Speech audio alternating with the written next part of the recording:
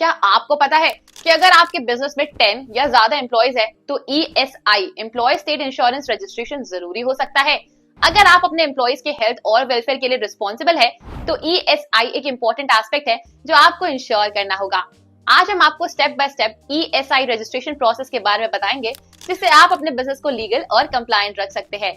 तो चलिए बिना किसी देरी के शुरू करते हैं। सबसे पहले ये समझना जरूरी है कि ESI रजिस्ट्रेशन की जरूरत किस सिचुएशन में होती है।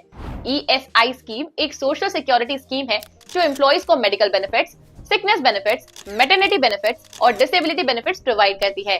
अगर आपके बिजनेस में 10 या ज्यादा एम्प्लॉयज है और उनकी मंथली सैलरी 21,000 रुपीज तक है तो आपको ESI रजिस्ट्रेशन करवाना पड़ता है। अगर आपका बिजनेस सीजनल नहीं है और एम्प्लॉयज परमानेंट बेसिस पर काम करते हैं तब भी आपको ये रजिस्ट्रेशन करवाना होगा।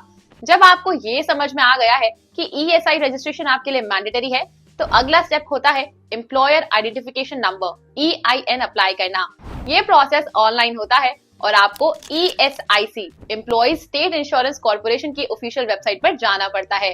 इस वेबसाइट पर आपको अपने बिजनेस की बेसिक डिटेल्स भरने पड़ते हैं जैसे कि बिजनेस का नाम, बिजनेस का address, contact details, industry type etcetera. आपको एम्प्लॉयर का pan card, business registration certificate और अपने एम्प्लॉयज का डिटेल्स भी सबमिट करना होता है।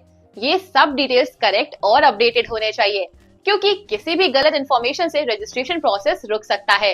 लीगल डेव यहाँ पे आपकी काफी मदद करता है। हम आपको सही डॉक्यूमेंट्स की लिस्ट देंगे और इंश्योर करेंगे कि आपका रजिस्ट्रेशन प्रोसेस बिना किसी दिक्कत के कंप्लीट हो। हम आपके बिजनेस के लिए हर स्टेप को ध्यान से देखते हैं ताकि आपको कोई भी प्रॉब्लम ना हो। अब बात करते हैं वो डॉक्यूमेंट्स की जो आपको रजिस्ट्रेशन के टाइम पर सबमिट करने होते हैं।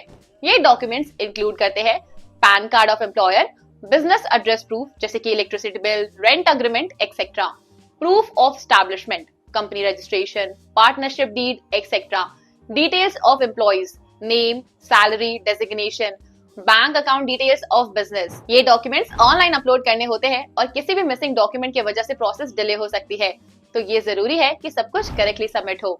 एम्प्लॉयर के रजिस्ट्रेशन के बाद अगला स्टेप होता है एम्प्लॉयज का रजिस्ट्रेशन। हर एम्प्लॉय को यूनिक ESIC नंबर दिया जाता है जिससे उनके हेल्थ और सोशल सिक्योरिटी बेनिफिट्स के लिए यूज किया जाता है। ये प्रोसेस ऑनलाइन होता है और हर एम्प्लॉय का यूनिक ESIC नंबर जनरेट होता है। जब एक बार रजिस्ट्रेशन हो जाता है तो एम्प्लॉय अपने ESIC नंबर के थ्रू मेडिकल फैसिलिटीज और इंश्योरेंस का बेनिफिट ले सकता है। ESI स्कीम का मेन ऑब्जेक्टिव है एम्प्लॉयज को हेल्थ और वेलफेयर बेनिफिट्स देना, लेकिन इसके लिए एक कंट्रीब्यूशन स्कीम है। जब आपका ESI रजिस्ट्रेशन हो जाता है तो हर एम्प्लॉयर को मंथली कंट्रीब्यूशन देना पड़ता है। एम्प्लॉयर को अपने एम्प्लॉयज की वेजेस का 4.75% कंट्रीब्यूट करना होता है और एम्प्लॉयज को अपनी वेजेस का 1.75% का कंट्रीब्यूशन देना होता है। ये कंट्रीब्यूशंस ESIC के ऑफिशियल पोर्टल पर ऑनलाइन पे किए जाते हैं। ये पेमेंट हर मंथ टाइमली होना जरूरी है क्योंकि अगर आप डिले करते हैं तो आपको पेनल्टीज फेस करनी पड़ सकती है। लीगल देव यहाँ आपकी मदद करेगा। यहाँ पर लीगल देव आपको फुल सपोर्ट प्रोवाइड करता है। हम आपको ये इंश्योर करते हैं कि आपका कंट्रीब्यूशन टाइमली और करेक्टली सबमिट हो ताकि आपको फ्यूचर में कोई भी प्रॉब्लम फेस ना करनी पड़े। ESI रजिस्ट्रेशन के बाद आपको अपने बिजनेस के कंप्लायंस को रेगुलर मॉनिटर करना पड़ता है। हर मंथ आपको एम्प्लॉय रिकॉर्ड्स अपडेट करने होते हैं और कॉन्ट्रीब्यूशंस को टाइमली सबमिट करना होता है। अगर किसी एम्प्लॉय की सैलरी में चेंजेस होते हैं या कोई नए एम्प्लॉय ज्वाइन होते हैं तो आपको उनका डेटा भी अपडेट करना पड़ता है। आपको अपने बिजनेस के ESI अकाउंट को भी रेगुलरली मॉनिटर करना पड़ता है। अगर कोई डिस्क्रिपेंसी या इश्यू होता है तो आपको इमीडिएटली रेक्टिफाई करना पड़ता है ताकि कोई लीगल कॉम्प्लिकेशंस ना हो। जब आपका बिजनेस ESI स्कीम के अंडर रजिस्टर हो जाता है तो एम्प्लॉयज को medical facilities, sickness benefits, maternity benefits, disability benefits and other health related support मिलने लगते हैं।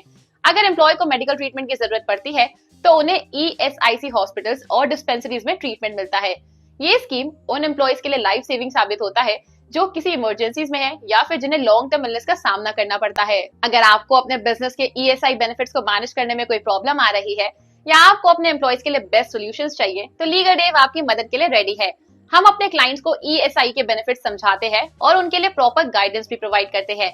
तो ये थी ESI रजिस्ट्रेशन की कंप्लीट और डिटेल्ड प्रोसेस।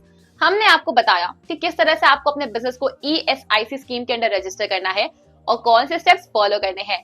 अगर आपको किसी भी स्टेप में हेल्प चाहिए हो या आपको रजिस्ट्रेशन में कोई कंफ्यूजन हो तो लीगल देव आपकी मदद करने के लिए हमेशा तैयार है। हम आपके लिए प्रोसेस को सिंपल और हैसल फ्री बनाने में मदद करेंगे ताकि आप अपने एम्प्लॉइज के लिए प्रॉपर हेल्थ कवरेज इंश्योर कर सके और आपका बिजनेस लीगल कंप्लायंस के अंडर रहे। अगर आपको ये वीडियो हेल्पफुल लगा हो तो लाइक करना ना भूलिएगा। लीगल टॉपिक्स और आपके बिजनेस से रिलेटेड ऐसे ही इन्फॉर्मेटिव कंटेंट के लिए सब्सक्राइब करें हमारे चैनल लीगल देव को और बेल आइकन दबाएं ताकि आपकी कोई भी अपडेट मिस ना हो। शेयर करें इस वीडियो को उन लोगों के साथ जो ESI रजिस्ट्रेशन के बारे में जानना चाहते हैं। मिलते हैं अगली वीडियो में।